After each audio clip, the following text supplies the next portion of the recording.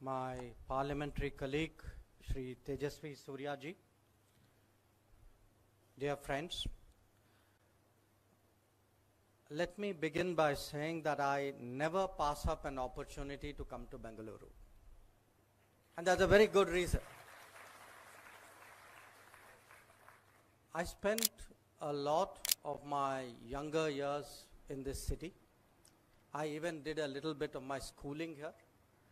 I have very fond memories which I troubled him with today. Definitely many things have changed in Bengaluru, but I saw, okay, the Lal Bagh entrance is still the same. For me, this is a city which recalls really my period of growing up. And you know, as you get older, that looks nicer and nicer. So when he suggested I come here for the program today, I think I gave him a yes straight away. But there was also something more than a personal reason to come back. Because as someone who goes around the world representing India, marketing it in many ways, branding it, gauging what the world is thinking about India, a lot of the images and impressions and understanding that the world has about India is actually about Bengaluru and Karnataka. So I fully echo a lot of what Tejasvi said about the leadership role that this state and this city has played in the national development of our country. The reputation it has today for modernity, for its embrace of technology, for the quality of its human resources, I think these are really very big national assets. So in many ways, I'm also here to say thank you to all of you. Now, as someone who deals so much with the world, I want you all to understand today how the world is thinking about us. And I want to share with you 10 reasons why today the world is looking at India with a different sense of respect, with a greater sense of partnership, and with a desire for closer engagement. These 10 experiences which I share with you are in many ways I can say are first-hand impressions. And so let me start with what I believe certainly in the last 2 or 3 years has made a really big difference. And that is actually our handling of the COVID. Very, very early on when COVID first came, there was a genuine worry in the world. How countries which did not have a strong public health system, a very robust infrastructure, no social safety net, how will such societies cope with the COVID? And actually, in many of the high-level conversations, even at a G20 level, often India would be mentioned as a source of worry for the world. 3 years later, when we look who fared in what manner, yes, everybody, the entire world took a hit on COVID. I mean, I think there would not be a single person in this room, or probably in this city, maybe even in this country, who has either not had it themselves, not lost someone near and dear. I mean, no question it has been a traumatic experience. But when we see who came through it and in what manner, I think the world sat up and really took notice of India. Many of you would have heard me on YouTube speaking about some experiences. I want to tell you most of those stories are actually true. You know, there is that story of my taking my son out in New York, where he took out a kind of folded slip from his wallet as his certificate, and I showed my phone. That actually happened. When I went around telling people what our vaccination rates were and how well it was organized, you know, I would actually, this itself would be a subject of discussion and fascination. But in all of this, I think people saw two very big differences in the India of the last few years and the India of the previous image. One was the fact that we produced vaccines on a scale and with an efficiency and with a timeliness that the rest of the world really came to admire. And the second, that we, a nation which was always last in the queue waiting for other people to do their stuff and then eventually it would come to us, we actually had not just made in India vaccines, we actually had invented in India vaccines.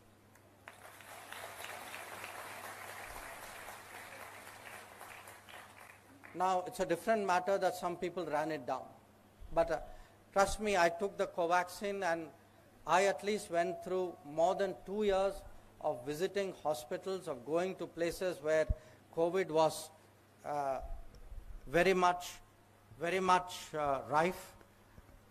It took about 2 years for the vaccine to catch up, for the virus to catch up with me. The second reason was actually our economic recovery. Now, you know, when economies start to contract as the COVID, many places shut down, we also had a lockdown. A lot of advice was given about how governments should handle this. And a lot of governments spent a lot of money, you know. They gave away enormous amounts of money to companies, to various institutions in the hope that they would pump prime the economy and that this would soften the impact of the COVID. As a minister, I'm the foreign minister of course, but I also had two other responsibilities at that time. We had a group of ministers who were charged with dealing with the COVID. I was one of them. There are also a group of ministers who deal with the economy. That's a standing group. I'm part of that group as well. Now, when we discussed how to handle with the COVID, the economics of it, Prime Minister Modi was very clear that he would spend the money, the taxpayers' money, very carefully, very prudently. He will give it to the people, directly make it available to the people, rather than give money in a way in which, you know, somewhere it kind of got lost on the way. So the result was, after 2.5 years, when everybody was taking stock, how is your economic recovery? How is your public finances? How much more debt have you incurred? What has been the impact on your people? Today, it's not an accident that we are the fastest growing large economy in the world. It's not an accident. It is an outcome. It is an outcome of leadership choices. And in fact, we often speak about Make in India. You know, I want to tell you, at that time, I saw a thought process in the Prime Minister's head, which was made in India. He understood how India works, thinks, how India reacts, and that is how he fashioned his policy.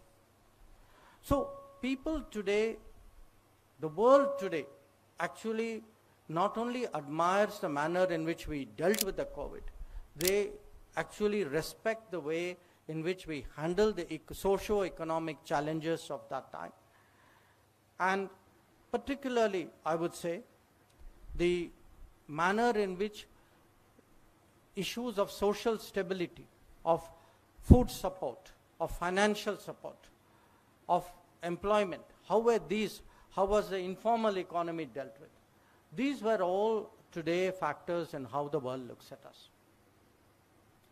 Now, every country finally develops a reputation on how it looks after its own people. I've spoken to you about how we dealt with at home. But we are one of the countries which has the largest number of people outside India. We had 1 million students, people just like you, who were at that time abroad. In many cases, their hostels, their countries told them, COVID, shut down the hostel, please take the flight and go back. And most of the time, there was no flight. Now, we had people who were seafarers, who were in merchant shipping, people, large number of people who were tourists, there were blue-collar workers, there were many IT people who had gone out on jobs. So, that whole, I would say, responsibility, how do you take care of a large number of people abroad? That is what we also demonstrated during COVID through the Vande Bharat mission. And in the Vande Bharat mission, we brought back 70 lakh people, 70 lakh, which actually, honestly, in the history of the world, nobody has ever done. But I'm now giving you COVID. We had a much more recent challenge, which was last year, the conflict in Ukraine. Again, we actually had young students involved. We had about 20,000 students.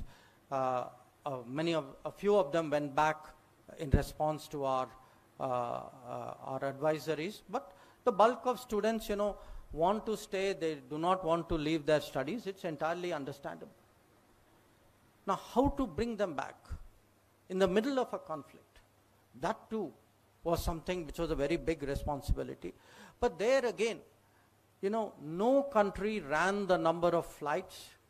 We did 90 flights to bring back our students. We went to every one of the neighboring countries. In every case, a minister was sent saying, you go there, you stay there, you will be there till the last person boarded the flight. And people saw two things there. The world saw, here is an Indian government willing to use everything, including the Air Force, to bring back its people, which takes its responsibility seriously enough to send 5 cabinet ministers, saying, you will personally sit there till our students come back. Now, one part of it is looking after your own. It's in a way very natural. I think what has also changed with us, which the world has taken note, is we have started to also respond to the needs of other people. We've been doing it, over the years, after 2014 especially. Some of you will remember the Nepal earthquake. There were some challenges in Sri Lanka and Maldives. But just a few weeks ago, what happened in Turkey. When the earthquake hit Turkey and Syria, literally within a matter of not even an hour, I would say an hour, a little more than an hour, already the Prime Minister said, you need to get a force out there. We need to, because we have disaster relief capabilities. We have mobile hospitals. How quickly can you get them out there? And again, literally within 2 days, we were there. From the time he gave the green signal, it took us less than 2 days. And, you don't have to necessarily, be shaped by what I am saying. Sometime look at the YouTubes on what the Turkish public says about the Indians who are there running a hospital. They're actually running a hospital in a school out there. Now, those are the kinds of things today that shape the image of India. If you ask me, pick a